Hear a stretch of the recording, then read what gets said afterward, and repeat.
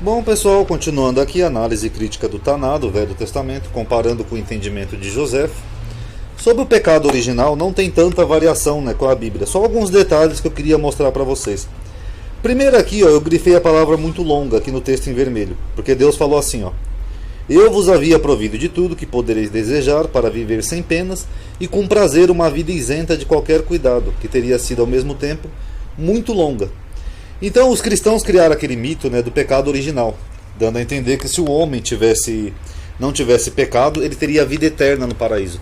E conforme vocês podem ver aqui, José, um judeu helenístico do primeiro século, isso nunca foi o entendimento do judaísmo, da Torá, dos autores da Bíblia. O que Deus falou é que se o homem não tivesse pecado, que nem José está demonstrando aqui, é que ele ia viver bastante, não para sempre.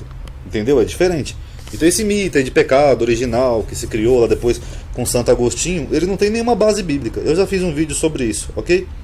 E outra curiosidade aqui, que eu grifei aqui em vermelho, que Deus fala para Adão, segundo Joséfo, que a vossa consciência vos acusa. Eu já falei uma vez lá no... Eu tenho até um artigo no blog chamado Yetzer Hará, Nossa Inclinação para o Mal, onde eu falo isso, da consciência, dessa analogia aqui do Gênesis, que é a consciência leva ao pecado, etc e tal, a nossa concupiscência, digamos assim. E Joséfo tinha o mesmo entendimento, que vocês veem que é um entendimento mais coerente, de um judeu do primeiro século, ok? E Adão então fez o que podia para se desculpar. Aqui também é curiosa a narrativa de Joséfo, que ele fala que Adão tentou se desculpar com Deus, pelo pecado que cometeu, mas em vez de Adão assumir suas faltas e que errou, ele joga a culpa na mulher. Ele pediu a Deus que lhe perdoasse e lançou a sua falta sobre a mulher. Senhor, me perdoa, foi ela, tá?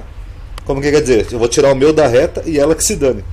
Então chega a ser até meio cômica essa narrativa aqui, que dá a entender que Adão era meio, como é que eu vou dizer, não tinha um bom caráter, Porque em vez dele se humilhar e pedir perdão, não, ele já joga a culpa para a mulher. Expulsa ela, Senhor. Mais ou menos assim o entendimento de José. E aqui no entendimento de José, que eu falei para vocês, 3 fontes, mas você não pode confiar 100% em uma, ele fala um negócio que soa meio absurdo para mim, que ele fala que Deus castigou o homem e que a terra não ia produzir mais nenhum fruto, a não ser que as pessoas plantassem. Isso não faz muito sentido, porque tem lugares aí que tem árvores que dão frutos mesmo sem o homem plantar. Então não sei de onde que José tirou isso, mas não coincide muito, ok? Vamos ver agora mais um ponto aqui, os filhos de Adão. Segundo a Bíblia, Caim casou após ter cometido um assassinato. Bom, continuando, perdoe uma pequena pausa, tá? Que aqui onde eu moro é meio complicado, tá? Tem uns vizinhos brigando aí, o casal, então fica uma gritaiada aí de fundo, vocês perdoem. Continuando. Segundo a Bíblia, Caim se casou após ter cometido um assassinato. Vocês podem ver aqui, E conheceu Caim a sua mulher, e ela concebeu e deu à luz a Enoque. Gênesis 4, 16 e 17. Aí vem aquela clássica pergunta, com quem Caim se casou? Porque a Bíblia nos informa que Adão e Eva tiveram apenas 2 filhos. E conheceu Adão a Eva, sua mulher, e ela concebeu e deu à luz a Caim.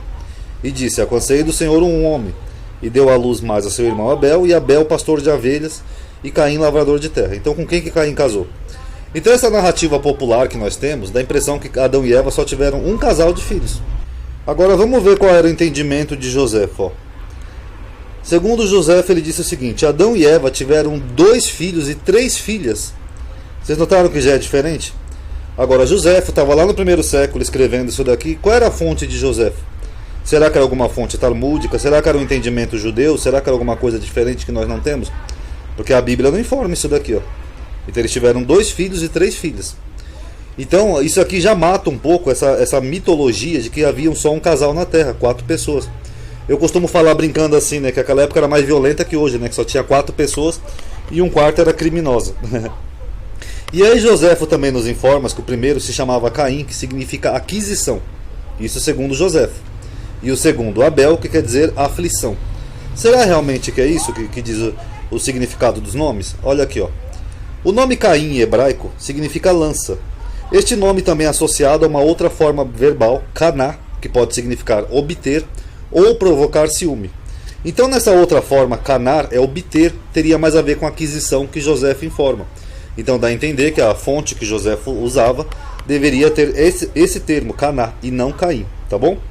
E Rabel ou rebel em hebraico, o significado do seu nome é provavelmente algo como fôlego, um vapor, uma exalação, ou simplesmente um nada. Então não é tão associado à aflição, entendeu?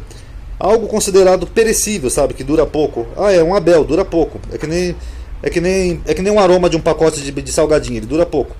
Um prenúncio do seu destino, morto ainda jovem, ele foi chamado de justo.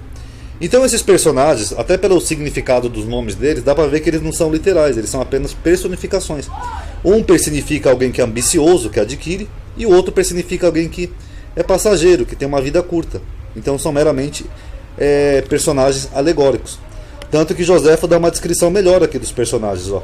Os dois eram de temperamentos opostos. Abel era pastor de rebanhos, era mais justo, considerava que Deus fazia-se presente em todas as suas ações e só pensava em agradar a Deus. Enquanto que Caim, ao contrário, que por primeiro trabalhou a terra, era muito mau. Buscava apenas proveito próprio, então a Caim era ambicioso, mau, ele não tinha interesse de ajudar o próximo. A sua horrível impiedade levou ao excesso de furor a ponto de matar o seu próprio irmão. Então aqui você tem uma descrição um pouco mais detalhada do caráter desses dois personagens e do que eles simbolizam. Uma pessoa boa e justa e uma pessoa ambiciosa, egoísta e má. Tá bom? Eu vou continuar depois de outro vídeo, que tá uma brigaiada aqui na minha porta. Eu não estou conseguindo fazer direito os vídeos, tá? Até porque tem muito mais coisa interessante que eu queria mostrar. Mas infelizmente eu tenho esse obstáculo. É que nem eu falei, viver é que nem dirigir. Não importa se você dirige bem, você não dirige sozinho. Você não está livre de vir um outro carro ou um motorista bêbado te provocar um acidente. A mesma coisa é a vida. Por mais que eu esteja aqui tentando fazer um vídeo legal e tal, eu não moro sozinho, infelizmente, né? Tem pessoas ao meu redor que vêm incomodar. Então eu continuo depois, tá? Comentem aí se estão gostando. Paz a todos.